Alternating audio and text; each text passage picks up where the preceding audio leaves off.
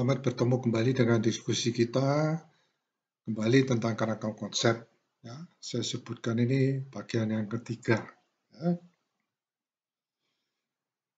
Dalam pertemuan kita yang lalu, kita sudah mendiskusikan diagram ini ya. Ya, saya mengulang sedikit ya, karena ini nanti ada beberapa bagian yang akan disinggung ya. Kita punya pengalaman di sini. Ya. Kemudian dari pengalaman ini kita berpikir kritis. Ya.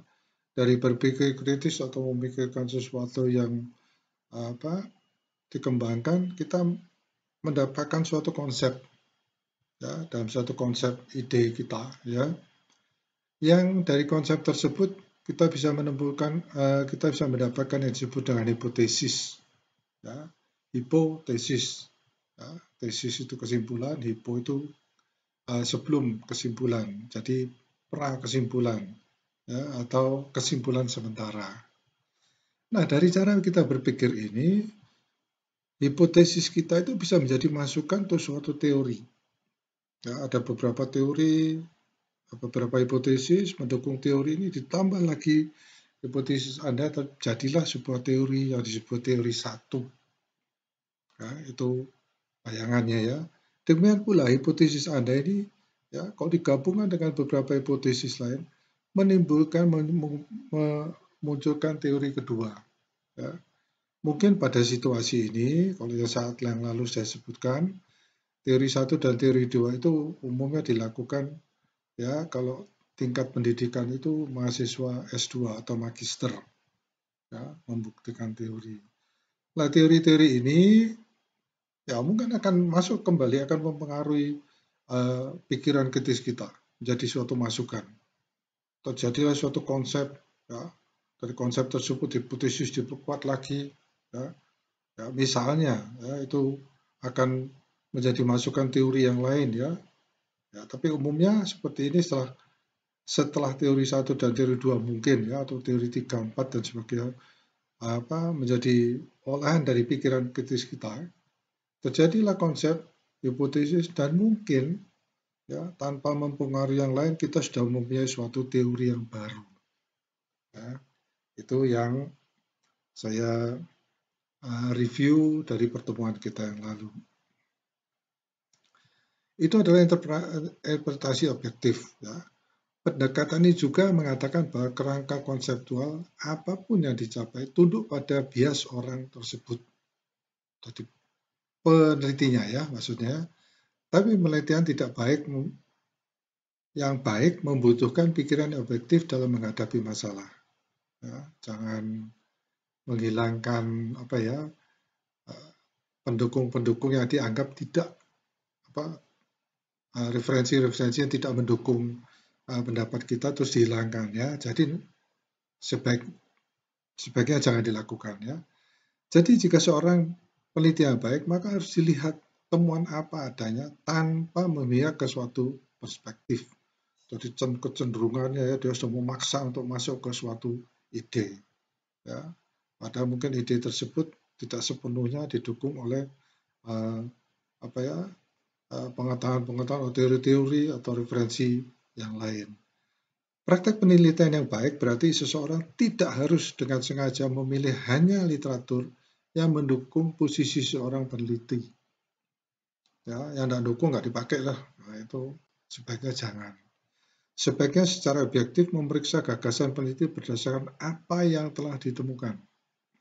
Ini juga harus mempertimbangkan pandangan yang berlawanan dari peneliti lain untuk mencapai keseimbangan. Kecuali Anda sebagai seorang peneliti tidak tahu ya, ada teori-teori yang bertentangan. Ya. Singkatnya, kerangka konseptual adalah konstruksi peneliti di latar belakang teori luas yang beroperasi pada bidang yang lebih tinggi dan berdiri di atas dasar yang kokoh. Ya. Mendukung filosofi tentang bagaimana segala sesuatu bekerja dalam kenyataan. Ya. Pemikiran yang mendalam membutuhkan waktu dan terkadang mengasingkan peneliti dari orang lain. Ya. Jadi kita itu agak jadi terasing dari orang lain ya, yang tidak dapat memahami apa yang peneliti renungkan. Ya, orang ini mikir apa gitu ya. Ya kadang-kadang seperti itu. Ya. Ada 5 tujuan ya dari tujuan kerangka konseptual. Kerangka konseptual. 5 tujuan kerangka konseptual. 1. Kerangka konseptual adalah alat analitis. Ya, kerangka konseptual berfungsi sebagai alat dalam menganalisis keadaan, variabel atau konsep, ya, dan interaksinya untuk pemahaman yang komprehensif tentang suatu fenomena. Tujuan dari kerangka konseptual adalah untuk memandu pemikiran seorang peneliti ketika data masuk. Kita mengumpulkan data, apakah data dari kuesioner, apakah data dari suatu penelitian di laboratorium, data yang diberikan oleh alat penelitian kita, ya. Nah ini ya, memandu pikiran seorang peneliti, ya. Itu data masuk, dianalisis kenapa ini. Ya. Kedua, hipotesis dan metodologi panduan penelitian. Ya. Ini kalau kita secara langsung aja ya, hipotesis itu adalah hasil dari kerangka konseptual. Ya, itu panduan, misalnya Anda meneliti di suatu sebagai seorang akademisi itu selalu seperti itu. Ya, sehingga di sini dikatakan bahwa kerangka konseptual itu adalah hipotesis dan metodologi panduan penelitian. Tujuan lain dari kerangka konseptual adalah untuk mengidentifikasi variabel penelitian. Identifikasi variabel kerangka konseptual memberikan informasi tentang alat statistik yang tepat untuk mengetahui perbedaan atau hubungan antar variabel. Jika seorang peneliti melakukan studi kualitatif, ya, maka peneliti dapat menemukan metodologi yang tepat untuk diskusi subjektif dan mendalam tentang bagaimana konsep-konsep tersebut berhubungan satu dengan yang lainnya. Ya, jabarin ini ya yang saya sebutkan pada pertemuan yang lalu, diskusi yang lalu, mengusulkan bahwa representasi lebih baik disebutkan sebagai model setiap kali variabel atau kualitas terukur digunakan. Saat itulah kuantifikasi dibuat. Jika konsepnya tidak dapat diukur digunakan, maka kerangka konseptual adalah istilah yang tepat. Ketiga, menggambarkan pendekatan penelitian. Ya. Kerangka konseptual umum disertai dengan representasi visual ya, dari interaksi antar hubungan dari berbagai komponen yang disebut paradigma penelitian. Saat peneliti mengembangkan kerangka kerja konseptual, maka peneliti akan dapat membuat beberapa perubahan pada paradigma untuk mewakili penjelasan tekstual ya, tertulis kerangka kerja konseptual secara memadai. Menghasilkan interpretasi baru. Tujuan keempat dari kerangka konseptual adalah untuk menghasilkan interpretasi baru. Ya, sintesis sistematis dari temuan studi menggunakan kerangka konseptual menghasilkan interpretasi baru dari teori yang ada. Ketika beberapa studi digabungkan dan disintesis seperti ketika melakukan meta-analisis. Ya, ini meta-analisis akan kita diskusikan pada mungkin pertemuan mendatang ya. Hasilnya akan mengungkapkan wawasan baru yang jauh lebih unggul daripada yang didapat dalam suatu studi. Ya. Kelima, mengungkapkan kesenjangan dalam pengetahuan. Ya. Akhirnya tujuan dari kerangka konseptual adalah untuk mengungkapkan kesenjangan dalam pengetahuan. Jika temuan menunjukkan bahwa beberapa aspek dari fenomena tersebut belum dieksplorasi atau dipahami dengan baik, maka disitulah peneliti masuk. Peneliti telah menemukan kesenjangan penelitian yang sulit dipahami yang dapat diatasi atau diselesaikan oleh studi penelitian. Ya, itulah indahnya memiliki kerangka kerja konseptual yang siap digunakan. Ya, suatu saat kita harus berpikir, ya, mengapa ya, jurnal, ya, misalkan jurnal internasional itu selalu disebutkan bahwa kita pada waktu akan mengirimkan, ya, kita akan mengirimkan pada suatu jurnal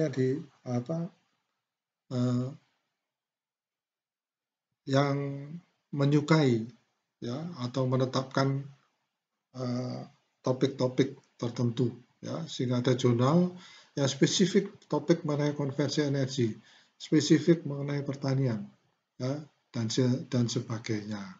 Ya. Mengapa Anda mengirimkan terus istilahnya itu dipublish, ya, dipublikasi, ya. Kemudian bandingkan dengan sekarang. Kalau Anda melihat beberapa buku-buku, ya, selalu disebutkan publisher. Nah, di sinilah hubungannya. Ya. Misalkan Anda melihat ada sebuah buku, publisher adalah siapa? Nah, publisher inilah, buku-buku inilah yang melihat kesenjangan. Ada teori A dan teori B, tetapi di tengah-tengahnya, ya, ada teori yang belum terselesaikan. Nah, itu adalah tugas Anda melakukan penelitian. Sehingga seorang publisher tadi atau suatu lembaga publisher, ya, kalau melihat kesenjangan itu terisi, ya, kemudian mereka melihat penelitian Anda, begitu penelitian itu baik, langsung mereka akan memasukkan bagian yang senjang tadi di antara dua buah teori yang ada kesenjangan itu, penelitian Anda yang masuk di situ. Ya, entah itu merupakan suatu teori baru yang berupa ilmu yang pasti atau berupa ilmu-ilmu atau rumus-rumus empirik. Ya, kira-kira seperti itu. Pada titik ini, definisi dan tujuan kerangka kerja konseptual seharusnya telah dikekang untuk disimpan di kepala peneliti.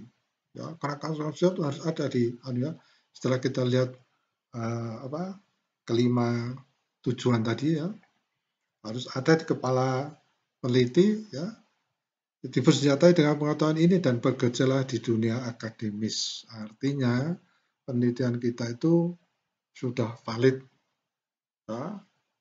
Tentunya tadi dengan langkah-langkah yang dikatakan bahwa kita punya dasar yang kuat, ya, tidak subjektif, ya, semua teori apakah menentang atau tidak, data yang menentang atau tidak tetap ditampung untuk membuat penelitian Anda menjadi sangat subjektif. Membaca banyak literatur yang relevan tentang topik yang peneliti pilih dan memaparkan diri peneliti pada masalah yang peneliti minati membuat pengembangan kerangka konseptual menjadi representasi realitas yang jauh lebih signifikan dan akurat. Ya, ya, kalau Anda terbiasa, ya, maka hal-hal ini bukan sesuatu yang sulit. Ya. Jadi saya kira kalau begitu Anda melakukan penelitian, Anda akan mengalami hal-hal yang seperti ini. Ya, saya kira demikian.